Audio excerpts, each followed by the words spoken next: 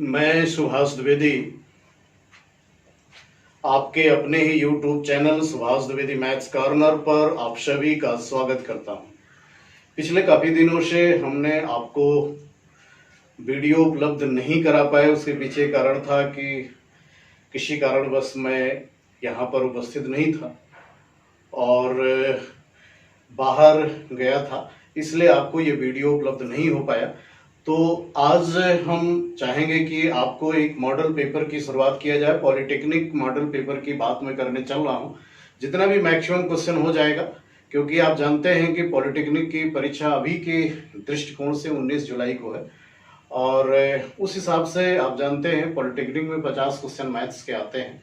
तो हम आज एक मॉडल पेपर की बात करने की कोशिश करेंगे और उम्मीद करते हैं आपको कुछ ना कुछ इससे फ़ायदा ज़रूर मिलेगा।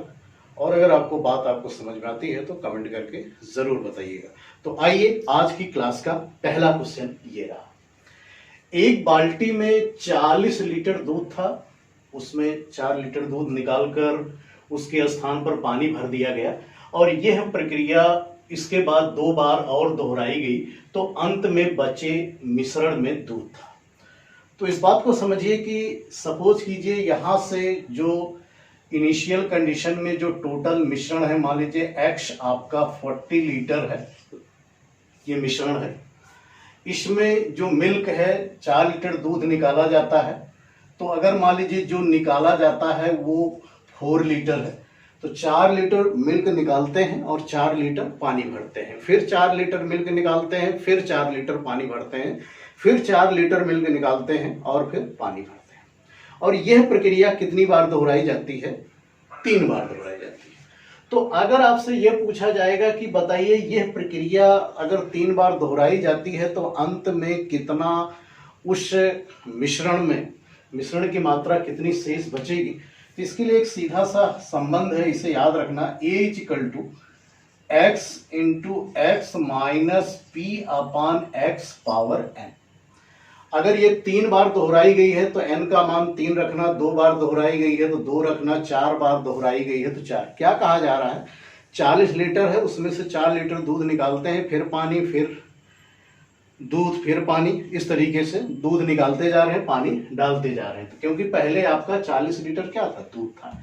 तो इस कंडीशन में आप समझिएगा x की वैल्यू कितना है? 40 है और ये 40 - p का मतलब 4/40 और ये n कितना है? 3 बार, क्योंकि एक बार आप देखते निकाला जाता है, उसके बाद 2 बार और ये दोहराया जाता है। तो यहां से आपका आएगा 40 में से 4 घटेगा, आपको पता है 36/40, तो ये हो जाएगा आपका 9/10 और 9/10 कितनी बार लिखोगे? 3 बार लिखोगे। और मेरे विचार से अब आप इसको साल भी कर सकते हो। 10 × 40 9 9 81 729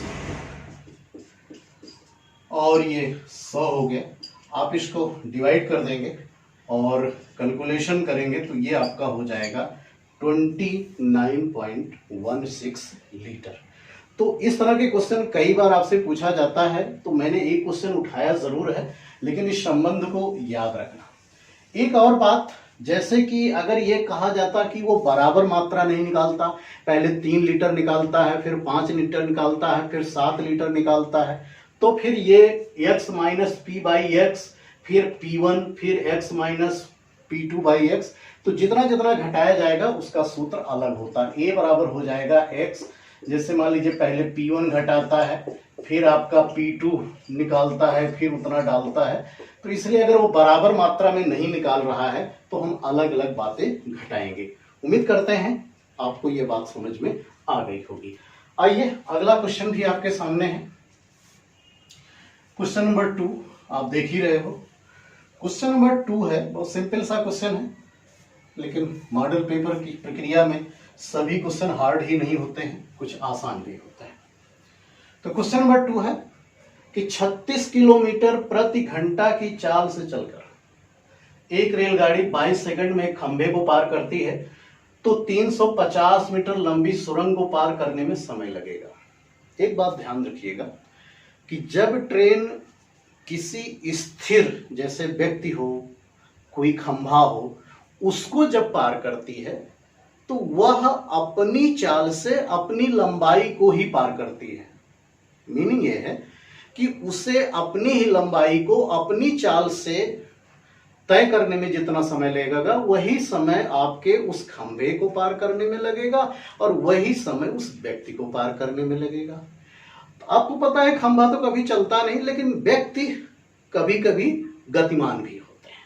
तो अगर वो उसी दिशा में जाते हुए व्यक्ति को पार करेगी तो अपनी स्पीड से उस व्यक्ति की स्पीड को घटा देगा, क्योंकि सापेक्ष वेग समान दिशा में घट जाता है और विपरीत दिशा में क्या होता है, जुड़ जाता है। लेकिन जब ट्रेन किसी प्लेटफॉर्म को या किसी पुल को पार करती है तो अपने साथ साथ उसकी लंबाई को भी पार करती है। और अगर दो ट्रेन एक दूसरे को पार करती है तो स्वाभाविक है कि उस समय दोनों की लंबाइयां तो हमेशा जुड़ती हैं, लेकिन अगर वो समान दिशा में पार कर रही हैं तो सापेक्ष वेग घट जाता है, लेकिन अगर विपरीत दिशा में है तो सापेक्ष वेग जुड़ जाता है। ये आपको जानकारी होगी। तो देखिए 36 किलोमीटर पर आवर है, तो हमें लगता है ये बहुत सामान्य बात है। 36 किलोमीटर पर आवर को 36 गुणे 5/18, इसका मतलब ये हो गया आपका 10 मीटर पर सेकंड। अर्थात ट्रेन की स्पीड कितनी है, 10 मीटर पर सेकंड। अब ये बताइए वो खंभे को कितने समय में पार किया है, 22 सेकंड में। अगर खंभे को 22 सेकंड में पार किया है, इसका मतलब जो ट्रेन की लंबाई होगी 22 गुणे 10, 220 मीटर। अगर ये ट्रेन की लंबाई पूछता तो एक आंसर तो आ गया, कितना हो गया, 220 मीटर। लेकिन ये कह रहा है कि वो 350 मीटर लंबी सुरंग को पार करता है, तो स्वाभाविक है यहां से टाइम आपका हो जाएगा, क्योंकि अगर सुरंग को पार करना है तो उसे अपनी लंबाई अर्थात 220, सुरंग की लंबाई कितनी है 350 और स्पीड कितनी है 10। तो आप देख रहे हैं यहां से ये हो गया 570/10, काट दीजिए, कितना आ गया 57 सेकंड। अर्थात उसे सुरंग को पार करने में कितना समय लगेगा, 57 सेकंड लगेगा। तो इस तरीके से ये बात जान लीजिएगा। अगर ट्रेन समान दिशा में चल रही है, अगर ट्रेन का क्वेश्चन आता है तो अगर समान दिशा में है तो सापेक्ष वेग घटेगा, अगर विपरीत दिशा में है तो सापेक्ष वेग, विपरीत दिशा में है तो सापेक्ष वेग जुड़ेगा। माना कि ये क्वेश्चन आपका दो ट्रेनों का नहीं है, सिंगल का है। मैं आपको पूरी बात बताने की कोशिश कर रहा हूं कि क्वेश्चन को केवल क्वेश्चन की तरह ना लें, इसका एक्सप्लेनेशन भी समझने की कोशिश करें। चलिए आगे देखते हैं। तो ये आज की क्लास का क्वेश्चन नंबर 3 है। यदि एक चर बिंदु P के निर्देशांक a cos theta b sin theta है, जहां थीटा चर राशि है तो P का बिंदुपथ होगा। तो जो लोकस होता है, हमेशा जो भी वेरिएबल क्वांटिटी होती है, जैसे यहाँ थीटा आपसे कह रहा चर राशि है तो उसे थीटा को क्या करना पड़ेगा, आपको डायलूट करना पड़ेगा, विलोपन करना पड़ेगा। तो सपोज कीजिए यहाँ से आपका x = है किसके, a cos थीटा, तो आप इसको लिख सकते हो x/a = cos थीटा।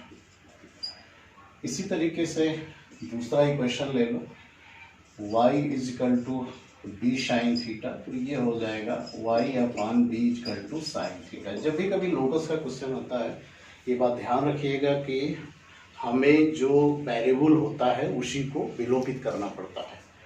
तो यहाँ से आप स्क्वायर करके जोड़ दीजिए, x²/a² प्लस y²/b², और ये हो जाएगा cos² theta plus sin² theta.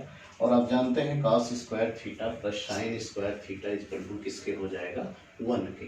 तो आप यहाँ से अपना आंसर देख सकते हो, कौन सा आंसर सही होगा, x²/a² प्लस y²/b² = 1, और यही आपका रिजल्ट है।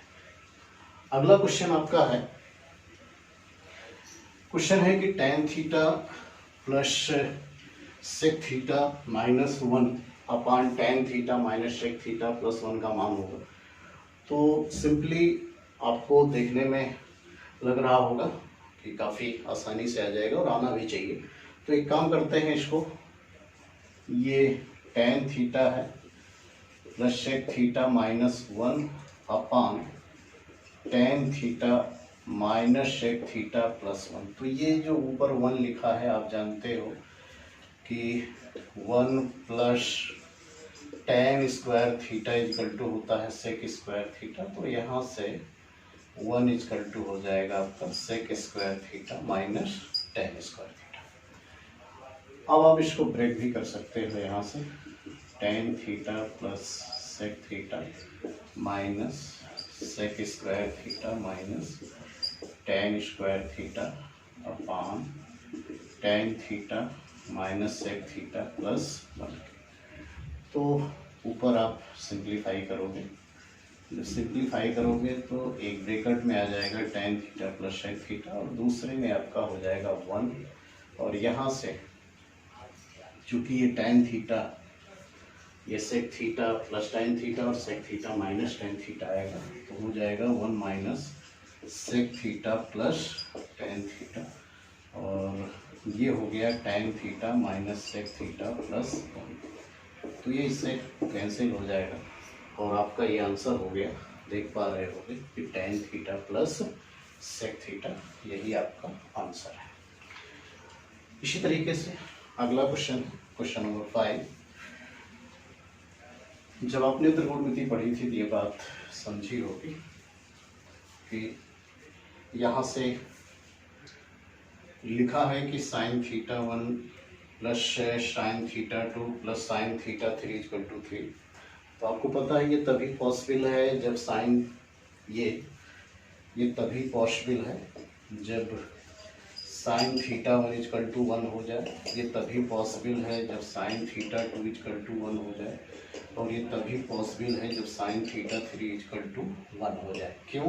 क्योंकि साइन के किसी भी कोण का मान 1 से अधिक होता नहीं है और अगर हम 1 से कम लेंगे तो 3 होगा नहीं, तो इसलिए ये 1 होगा।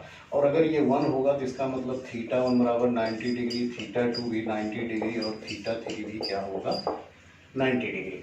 तो अगर ये 90 डिग्री है तो आप बताइए cos 90 की वैल्यू 0, यहाँ भी cos 90 की वैल्यू 0, यहाँ भी cos 90 की वैल्यू 0। इट मीन्स इसका आंसर क्या होगा 0। इस पर और भी क्वेश्चन पूछे जा सकते हैं, जैसे सेक की वैल्यू पूछ सकता है, कॉसेक की वैल्यू पूछ सकता है, कॉट की वैल्यू पूछ सकता है, कुछ भी पूछ सकता है। तो आपको कंसेप्ट पता होना चाहिए कि साइन के किसी भी कोण का अधिकतम मान क्या होता है, 1 होता है। तो क्वेश्चन है आपका, क्वेश्चन नंबर 5 है, जब x पावर 100 प्लस 1 को x स्क्वायर माइनस 1 से विभाजित किया जाता है तो अवशेष होगा। तो आप जानते हैं x स्क्वायर माइनस 1 का मतलब हो गया x माइनस 1 और x प्लस 1। तो एक तो x बराबर 1 रख सकते हो, दूसरा x बराबर माइनस 1। तो आप यहाँ अगर x बराबर 1 रखोगे तो क्योंकि पावर 100 है, इवन है, तब भी 1 आएगा, अगर माइनस 1 रखोगे तो भी।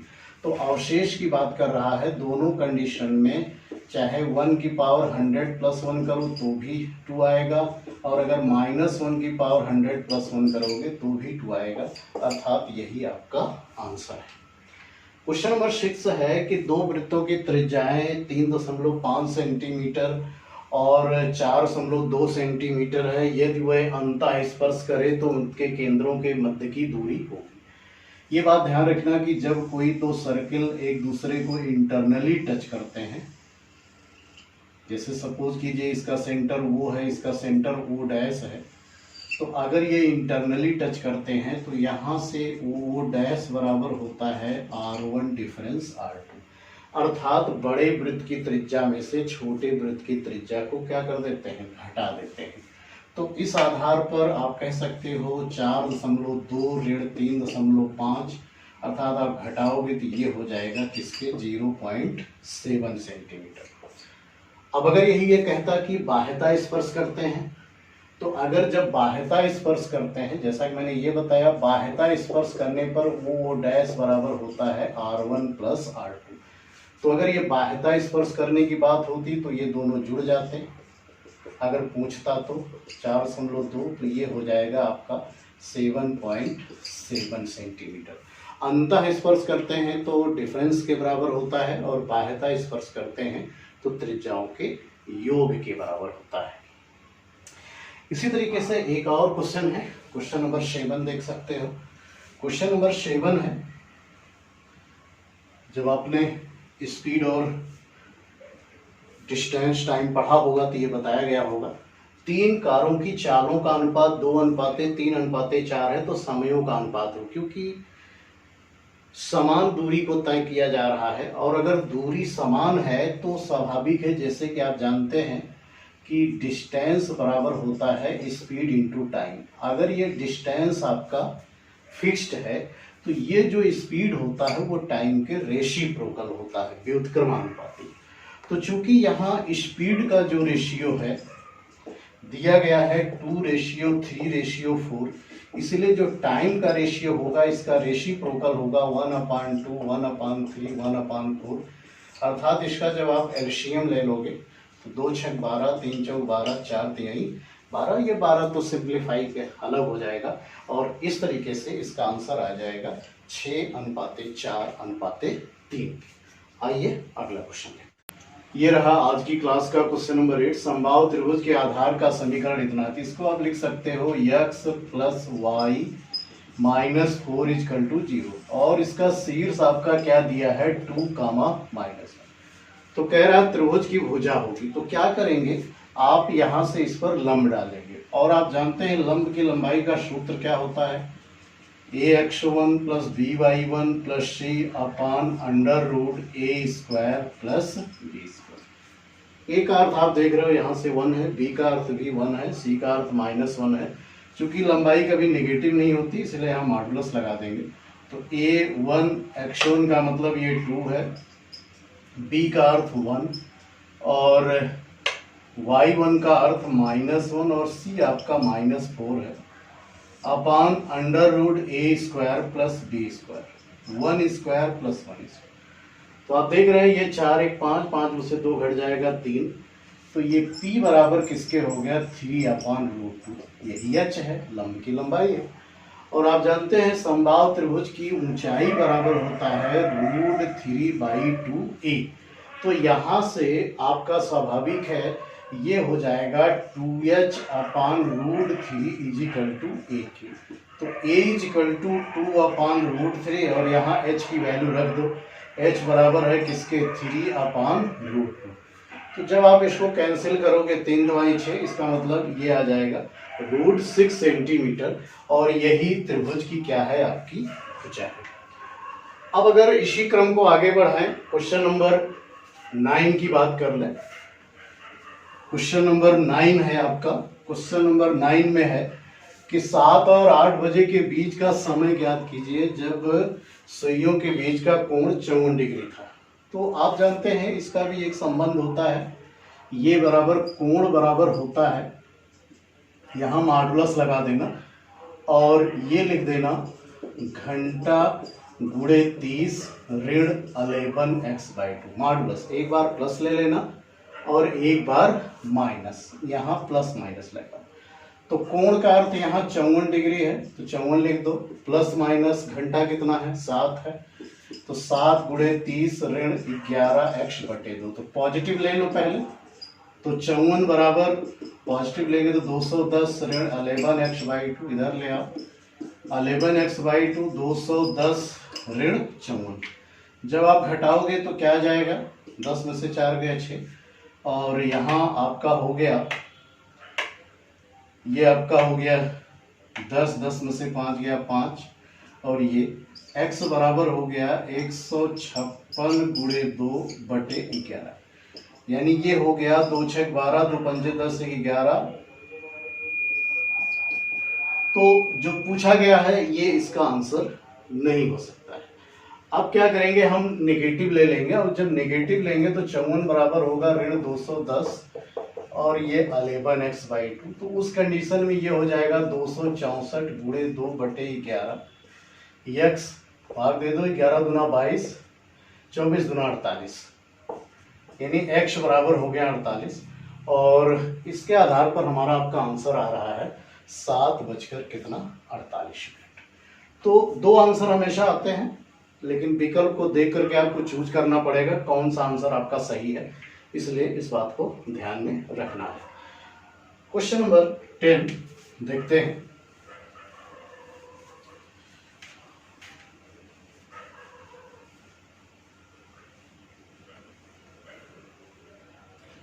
क्वेश्चन नंबर 10 है, त्रिभुज एबीसी में आधार बीसी 10 सेंटीमीटर है। ये 10 है, ये PQ समानांतर है BC के।